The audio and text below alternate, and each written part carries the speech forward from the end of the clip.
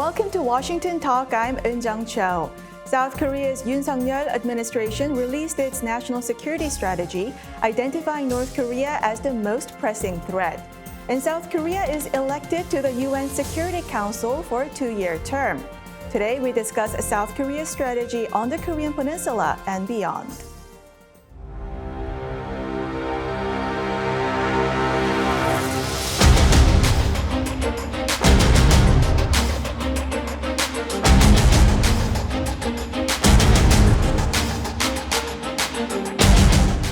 미 핵 자산의 확장 억제 실행력을 획기적으로 강화하는 워싱턴 선언을 공동 발표했습니다.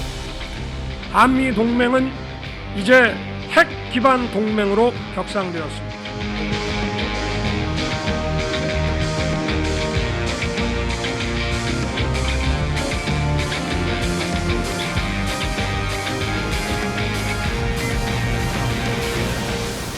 굳건한 안보 태세를 한국형 삼축 체계를 마련하고 한미 확장 억제 워싱턴 선언의 실천을 통해서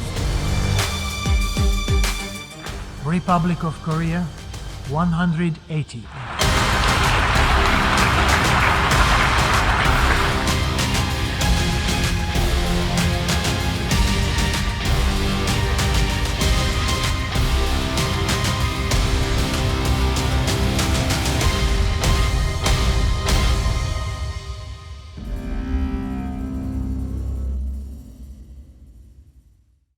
In the studio with me, Colonel David Maxwell, the Vice President of the Center for Asia-Pacific Security. Colonel Maxwell was a former military planner for the ROK U.S. Combined Forces Command. Also joining us, Mr. Mark Tokola, Vice President of the Korea Economic Institute of America. Mr. Tokola served as Deputy Chief of Mission at the U.S. embassies in Seoul, Ulaanbaatar, and Reykjavik. He retired as U.S. Senior Foreign Service Officer at the rank of Minister Counselor in 2014. Welcome to the program. Thank you. Great to be here. Mr. Tokola, the Yoon Suk-yeol government released its national security strategy highlighting the North Korean nuclear and missile threat and the importance of U.S., South Korea, Japan cooperation. The new strategy also removed the end of war declaration and the peace treaty, which the previous government emphasized. The previous national security strategy didn't define the North Korean threat. Is this a change in the right direction for the South Korean security and for the U.S.-South Korea alliance? I would say two things about the new strategy. First, I know the press has been very focused on the language about Korea, but it's a very long, very rich document. It's 150 pages. And the chapter on inter-Korean relations doesn't come until chapter 6. There's descriptions of the importance of the United States and Japan and India and Australia and multilateral organizations before you can get to inter-Korean relations. So I think you need to look at the whole document to see where North Korea fits into South Korea's view of its global security interest. Second, I'd say that the world has changed in the last couple of years. And I think the strategy reflects changes in the world. It's not just North Korea's missile testing and belligerency and its new nuclear doctrine. It's the Russian invasion of a neighboring country. It's Chinese assertiveness. It's a new interest in national economic security. So I think the new document reflects changes in the world. It's very much in line with documents that emerged from the United States, EU, NATO, and the G7 over the past year. In that global context, it is very stark difference how this new strategy and the previous strategy views the North Korean threat. It is clearly defined and very different. Is this a change in the right direction? I don't think it's because of a Korean domestic ideology. I think the change is because of the way North Korea's evolved. Remember, during the Moon administration, we had some hopes for diplomacy. There were summits with Kim Jong-un. So it seemed appropriate at the time to try to find ways to engage diplomatically. But since then, North Korea has taken a very hard turn, and diplomacy just doesn't seem possible now. So I think the document reflects a change in the environment, not a change in South Korean attitudes. That hopes for diplomacy during the Moon administration, was that based on unrealistic assessment of the North Korean threat? The previous strategy said that peaceful resolution of the North Korean nuclear issue was becoming visible. What are your take? Yes, well, I think it's really important that when you develop a strategy, you have a clear understanding of the threat, and in particular, the nature, the objectives, and the strategy of the Kim family regime. We don't know what Kim Jong-un really intends to do, but based on our study, his writings, the Constitution and their actions, South Korea has assessed that they are a threat. And I agree with everything that Mark said, and I agree that it's a very substantive strategy. But I think a realistic assessment of the threat from North Korea is important. It is a change from the last administration, and it really lays out a realistic understanding of those threats, from the weapons of mass destruction, conventional attack, to new problems, cyber. I mean, North Korea is conducting cyber warfare around the world, and the strategy recognizes that. It also recognizes the threat from internal instability inside North Korea and the threat to the Korean people in the North from human rights abuses by the regime. So it is a very broad strategy that is really, but really emphasizes the threat. And I think that's really key. But I agree with Mark, is that it's part of the entire strategy. And South Korea is rising to a global pivotal state. And so it is now looking at many problems, but still the main threat will be North Korea. And job one has to be to deter an attack and prevent war on the Korean Peninsula. The previous strategy was released in 2018, and back then it said peaceful resolution of North Korean nuclear issue was becoming visible. Now in 2023, it is very far from being visible. Was it a realistic assessment at the time? No, I think that was an assessment based on hope and with no real understanding or acceptance of the nature of the Kim family regime. We have known for years that North Korea is not going to denuclearize. It is the treasured sword. It is the strength, or it is the only thing that gives the regime strength, both for deterrence, but also to support its political warfare and blackmail diplomacy to try to coerce South Korea and the United States and the international community into giving concessions. So its nuclear weapons provide many benefits to the North. And for that reason, Kim Jong-un has no intention of giving up his nuclear weapons. Mr. Tokola, was it a realistic decision to remove the words end of war declaration and peace treaty from the strategy? You can't carry every phrase forward. I mean, the strategy had to adapt to changes in the environment, and I think that does. I don't think this is a time to be talking about an end of war declaration. I think it's a time to try to be finding a way to open talks with North Korea. I mean, both the administration, the Biden administration, have changed their policy from earlier administrations in saying that they no longer require denuclearization before being able to make progress. They both say that if we can just commit to talks about denuclearization and hold it as a long-term goal, good things could happen in the meantime. The door is open for North Korea to engage in diplomacy. It's been unwilling to. I hope that changes. I don't mind some diplomacy based on hope. I mean, we have to hope we can denuclearize the peninsula, and we should work toward that end, but it may take a long time. The current direction that U.S., South Korea, and Japan is going is strengthening deterrence and strengthening military posture against North Korea, not so much as focusing on diplomacy and talks with North Korea, because North Korea is the one who's doing all these provocations. And North Korea has not agreed to talks. I mean, South Korea and the United States have been clear that they are willing to talk anytime, anywhere, without preconditions. But yet they conducted some 70 missile tests in 2022. They continue to advance their nuclear capabilities and advance their warfighting capabilities, missiles, rockets, artillery. And so they are a threat to South Korea. And I think that the U.S., South Korea, and Japan are right in ensuring there is strength to deter a decision to attack the South. And I think that all of our diplomacy has to rest on the foundation of deterrence. But as Mark said, South Korea has an open hand. It talks about the audacious initiative, which is very favorable to North Korea. But North Korea has not shown any intention, any inclination of coming to the table to negotiate. And we have to keep in mind that North Korea's ultimate objective is to dominate the peninsula, to include by the use of force. Every prudent leader must take that into account and plan for that eventuality, that possibility. And that's what I think the Yoon administration is doing very realistically. And if you look at all of the defense measures that it's articulated, it is about being able to deter and, if necessary, defeat the North Korean People's Army, which it will do if Kim Jong-un miscalculates. Mr. Tokola, the new strategy points out that Kim Jong-un has been highlighting achievements in the defense sector as his accomplishments, shifting the blame for economic failures onto officials and focusing solely on regime stability. What tangible results can we get by not shying away from directly criticizing Kim Jong-un? Yeah, well, I'll go back to Chapter 6 again, which is direct in its language in its assessment of North Korea. But it also talks about the fact that we need to ease inter-Korean tensions. Today's not the day for diplomacy, but someday diplomacy will resume. And when it does, we should lay the groundwork for that. And I think the strategy paper does that.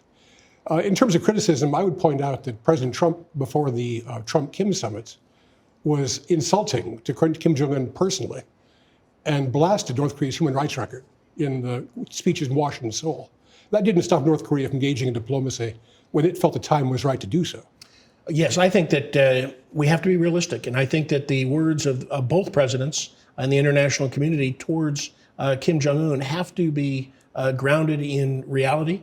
And it is important for the world to know what Kim Jong-un is doing. I mean, we have to realize that 25 million Korean people in the North are suffering because Kim Jong-un has chose to spend $650 million on missile tests in 2022 when he could have used that money to feed his people. And so these are kind of things that need to be called out and which really need to be part of a human rights upfront approach, which I'm glad to see the Yoon administration taking such a forward look at human rights, because human rights are not only a moral imperative, they're a national security issue because Kim Jong-un denies the human rights of the Korean people in order to remain in power. So we have to call out Kim Jong-un for what he really does and not shy away from telling the true story.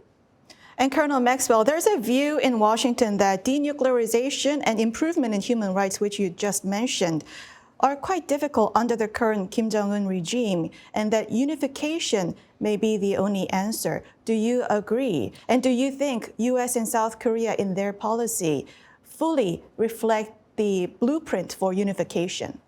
Well, I think we will always hold out hope, as Mark said, that we can denuclearize and change the human rights situation. But I think there is growing understanding that Kim Jong-un is not going to denuclearize. And we have often thought denuclearization first, then unification. I personally agree that with the strategy, and I think my assessment is unification has to come first. We will not see an end to the nuclear weapons programs, the military threats, the crimes against humanity until there is unification.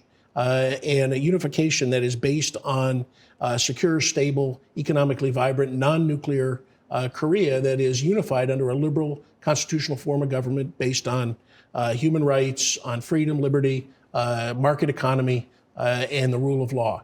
And so that is really, I think, the long-term objective. And the strategy says it's a mid to long-term objective to achieve unification.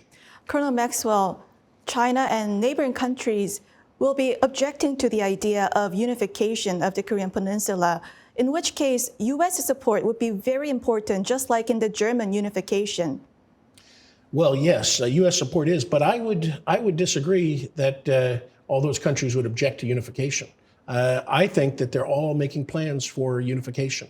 I think China sees an opportunity in unification to remove U.S. troops from the Korean Peninsula, for it to be able to dominate the peninsula economically.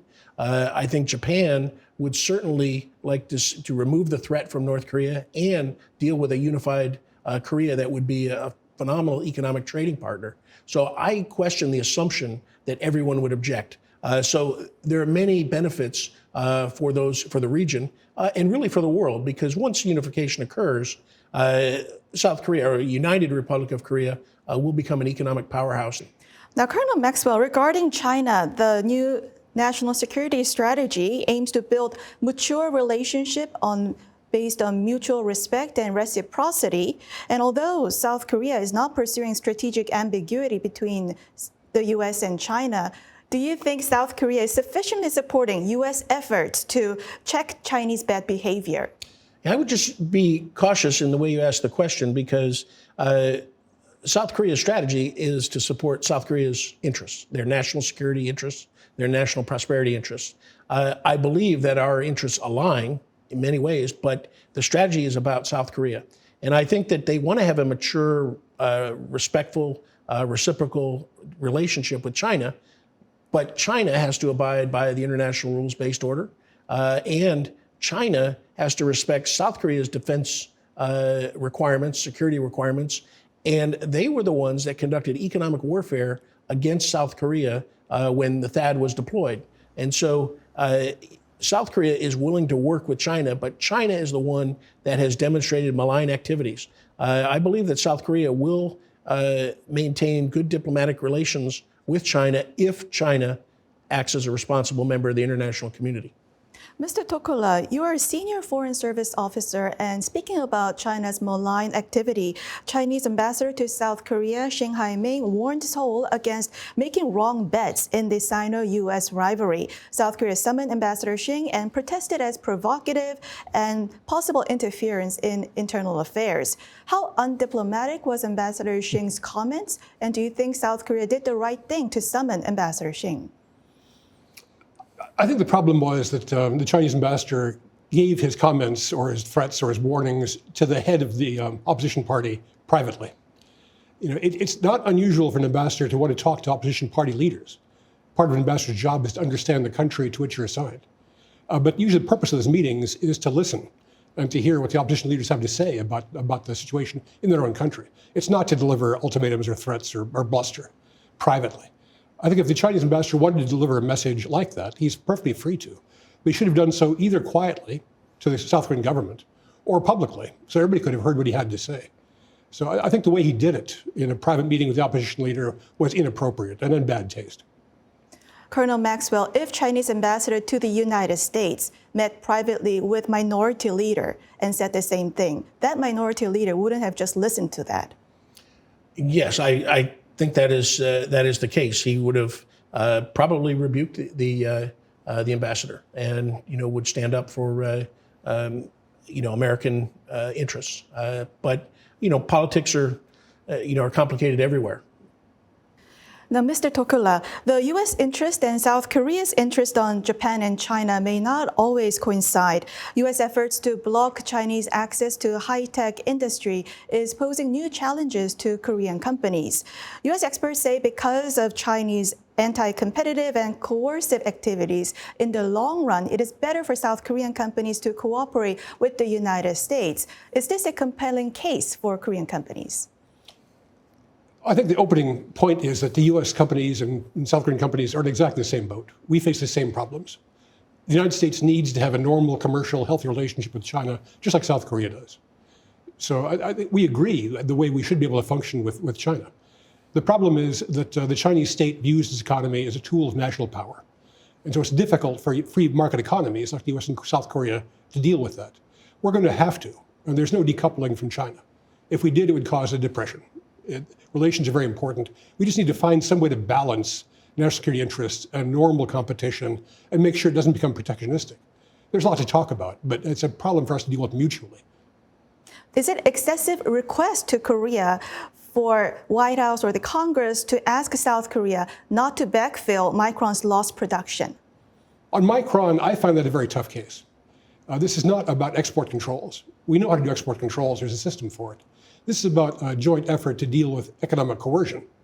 So the question is, will South Korean firms fill in by Micron when Micron is not allowed to export to China? And I think it's a fair question to ask what the U.S. would do in the reverse situation. If China banned a South Korean product, would the U.S. agree not to fill in behind them? We lack the legal authority to do that because our companies operate under the law. The U.S. cannot direct them to do or what not to do. I think what we need to have is a discussion about the overall policy of economic coercion.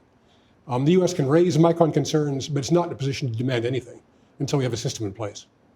The White House request to South Korea was made soon after the Washington Declaration, in which President Yoon Suk-yeol agreed to work together for supply chain resiliency. This may not just be a demand, but a request for South Korea to help out its ally. Yeah, and like I said, it's fine to make that request, but we shouldn't assume that there's any obligation on South Korea to try to force its companies to sell or not to sell their products. I think South Korea is a rules-based system like the United States is. So does the government in South Korea actually have the ability to tell South Korean companies not to export rather low-grade DRAMs to China? This is not a high-tech product, as I understand it. I think it's a problem we need to work out in along with other countries, about what do we do when China tries to strong-arm one of our partners? How do we react mutually? So Micron raises a whole different set of questions from export controls. I also want to talk about South Korea being elected to the UN Security Council as a non-permanent member. Colonel Maxwell, South Korea's term is 2024 and 2025. Japan's term is 2023 and 2024. We have all of South Korea, Japan, and US all in the UN Security Council. Other than symbolic significance, do you think this is a chance to really beef up the pressure on North Korea? Well, I think that the diplomacy of all three countries can be helpful. But I am pessimistic that we can exert additional pressure. And of course, the reason is China and Russia. Their complicity not only in sanctions evasion to allow North Korea to bypass sanctions, to keep receiving illicit funds and the like. They are also complicit in North Korea's human rights violations. They are returning refugees, escapees, or planning to. They're waiting to be pushed back across the border once North Korea opens the border. So the actions of Russia and China really protect North Korea.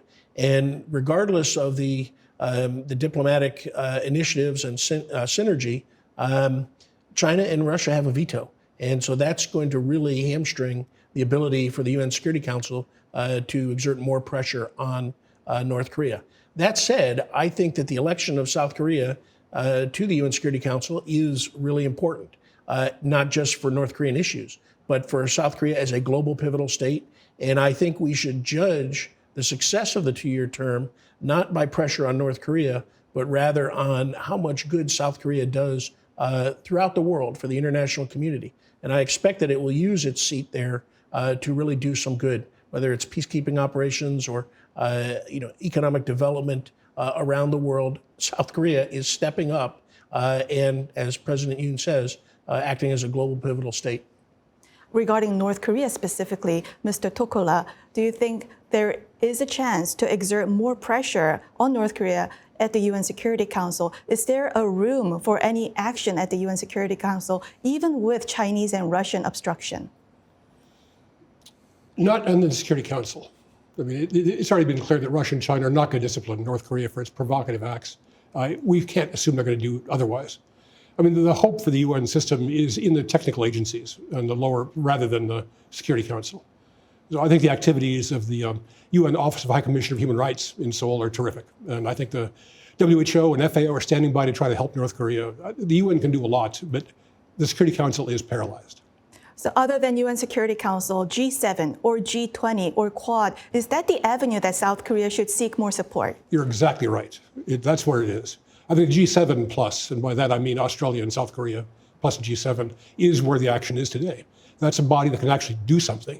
They have a joint point of view which they can discuss, they can agree, they can act. So I think the G7 plus is much more important than the UN is right now in this environment. I think the way the world works today is we have a de facto quint. No one uses that word. But in fact, it is the United States, European Union, and NATO, Japan, Australia, and South Korea. Those 5 countries are actually talking all the time. And that's where South Korea has a lot of weight, being part of that group. And I think South Korea's relationships with AUKUS, Australia, UK, and the US, the Quad, and it is really part of an interlocking network of like-minded countries, and of course the G7 is mentioned. So I think that, and its growing role in NATO. President Yoon will be at the next NATO summit. And so I think that is where South Korea really can make a difference diplomatically and garner the support it needs from the international community to deal with North Korea as it really is. Well, that's all the time we have for today. Mr. Tokola, Colonel Maxwell, thank you very much for joining us. Thank you. Thank you. And thank you for watching. We'll be back here next week with U.S. experts to discuss the two Koreas and the region right here from Washington.